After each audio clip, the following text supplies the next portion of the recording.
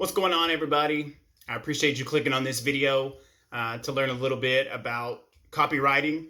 I want to provide a little context behind some of these slides or tips rather.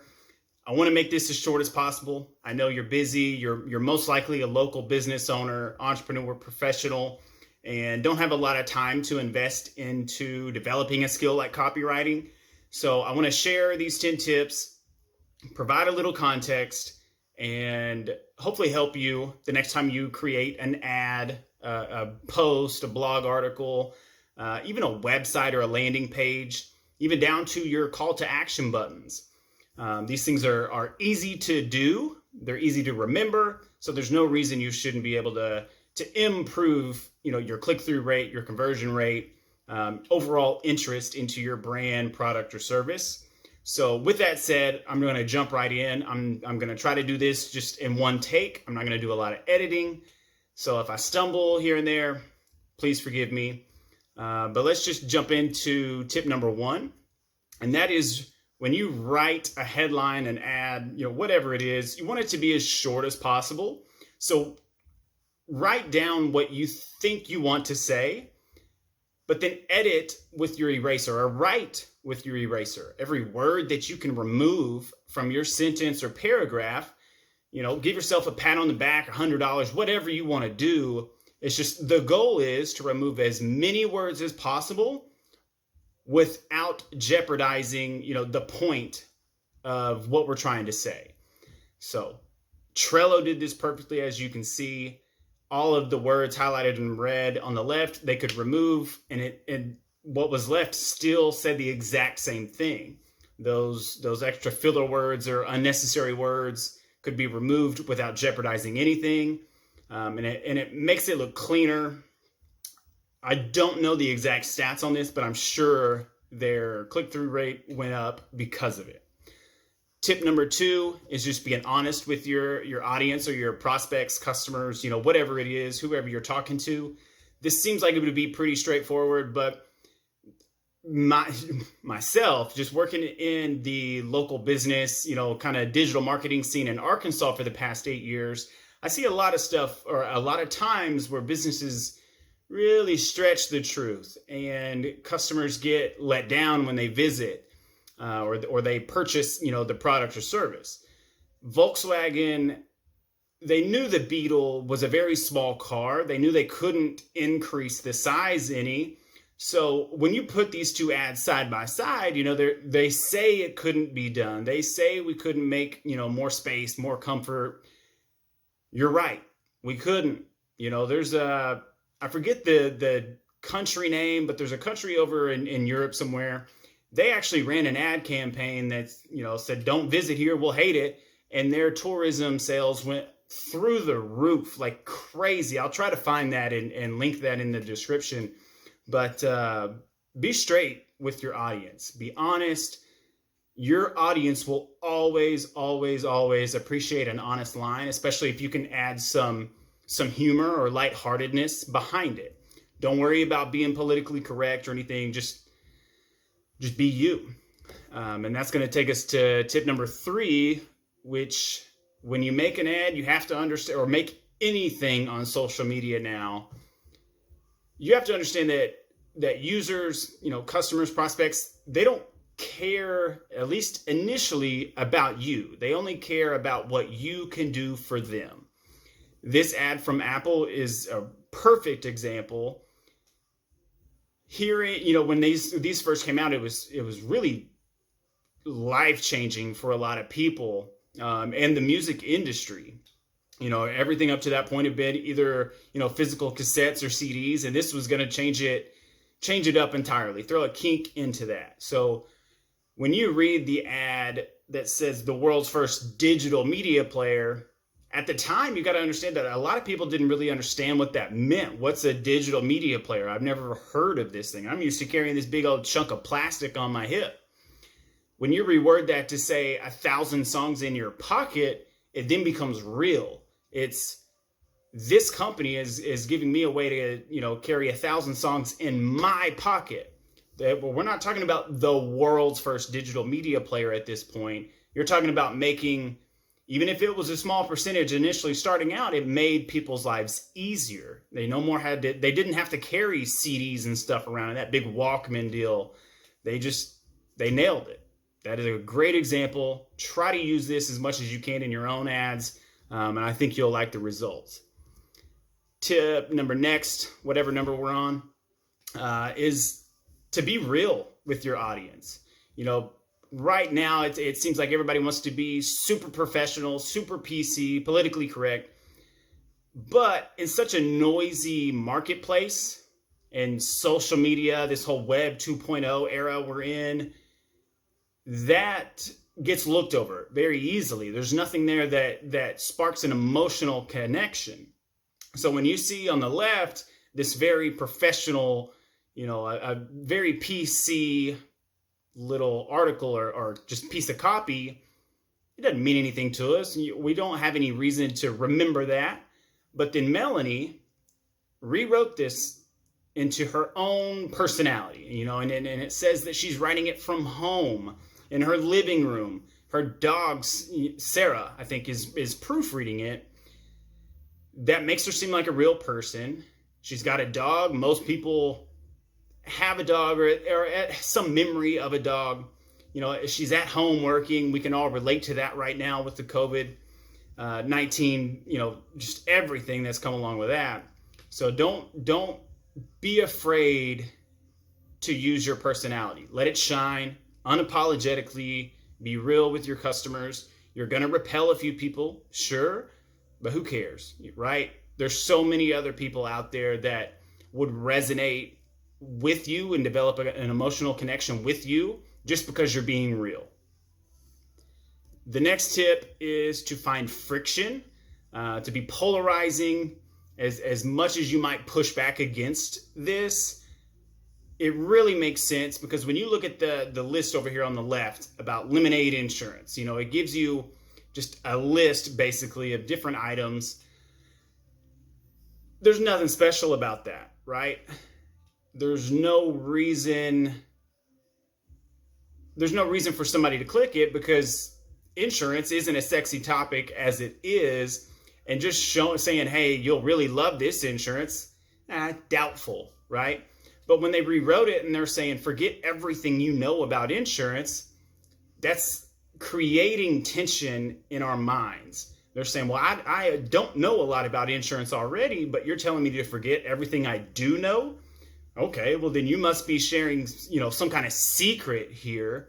And that's just a great way. Again, you might repel some people by doing that. They may not want to challenge themselves or their own beliefs.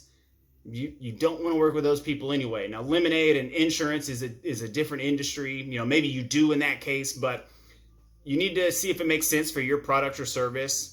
But questioning current beliefs, limiting beliefs, questioning really what they have thought they've known forever is going to create interest and curiosity, which is likely going to get them to click.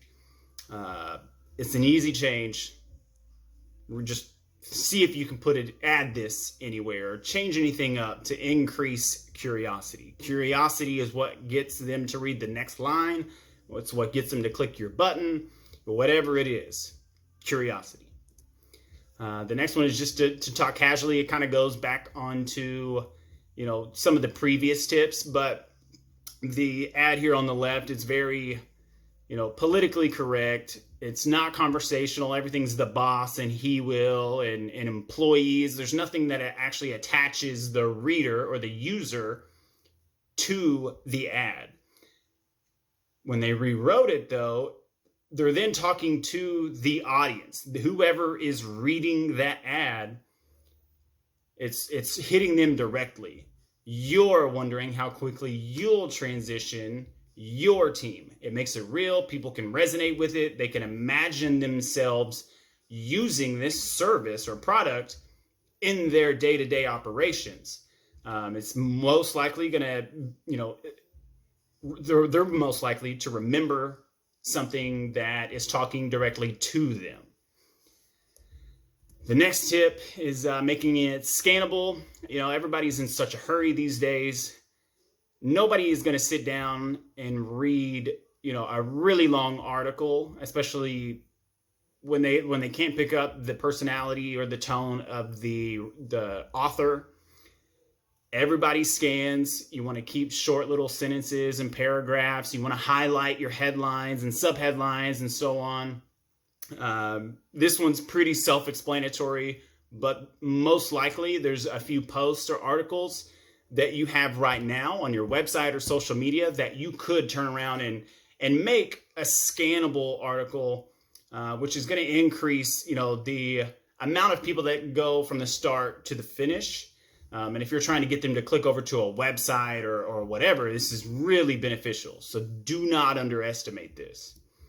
The next number, we're talking about, I think we've already talked something about this previously, just kind of removing filler words, but adjectives and adverbs they're really a separate thing, because you could remove a lot of a sentence, but then an adjective still makes it sound great, but they're not needed. So again, any word that is not needed to get your point across, remove it. Write with your eraser. Pay yourself $100, pat yourself on the back, eat an Oreo, whatever it is. Motivate yourself, give yourself a reason if you need one more than, hey, this is probably going to help my click-through rate. The next number is strictly your first line. I cannot emphasize enough how important your first line is. If you have a boring opening, a boring headline, a boring first line, what's the incentive? What's the motivation for someone to read the next one? So you see here, we focus on nearly every muscle in our body, yet neglect the one area we value most, our face. Yeah, it's interesting, but I'm not in the mood at the moment. Rewriting it though, your face has 43 muscles. Whoa, really? Now I'm curious. Now I want to see what else they're saying. Use it. I mean, it's simple. I know it's so easy to just continue writing long things and telling people everything you think they want to know. You really have to understand your audience. So this example is going to be different for every industry, but when you understand your audience, you know what they're looking for. And when you understand that, you can write to appeal to their interest and to pique their curiosity. That's the goal of what you're doing whenever you're writing an article or any kind of copy. The next number, and I think this is the last one, is just to always remember that copywriting is selling. That's it. There's no other goal. Whether you're selling them to sign up on your newsletter, you're selling them to sign up and download a PDF or a white paper, you're signing up to put them in some kind of whatever, some kind of email nurturing campaign. Your copywriting is what's going to do that. Your videos can do it and so on, but most likely you're going to have articles, you're going to have ads running, and little pop-up windows, whatever it is. Never forget to ask for the sale. That sale could be, a monetary value. It could just be some kind of commitment from them. When you establish that type of trust with them and they commit to you, it's much easier to sell them later on. That's why you'll see a lot of people offer, a free lead magnet up front and then offer a 2-week coaching course or whatever, whatever it is. Always, always, always have the end goal of selling. You're going to have curiosity to get them to click and to pique their interest and get them interested in what you're offering. And then once they actually land on your landing page or your website, you want something there that asks them for a commitment. Now, Drift, they do a great job right here because they're not only saying request a demo, which everybody in this industry does, they're saying, hey, we'll actually see what it looks like and play around with it on your website. And another thing that Drift did with this ad that's not mentioned here is that little pink box that says now.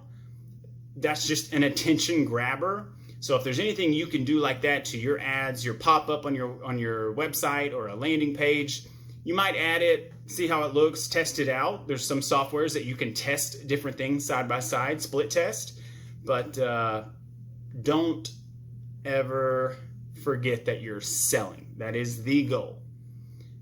That is the 10 tips for now. If I didn't mention something that you're interested in or you have questions about, drop a comment below, reach out to me on social media. You can find me anywhere at Spencer Buttram. You can find the company at Assure Social. But I don't want to take any more of your time. I appreciate you being here. Have a great day.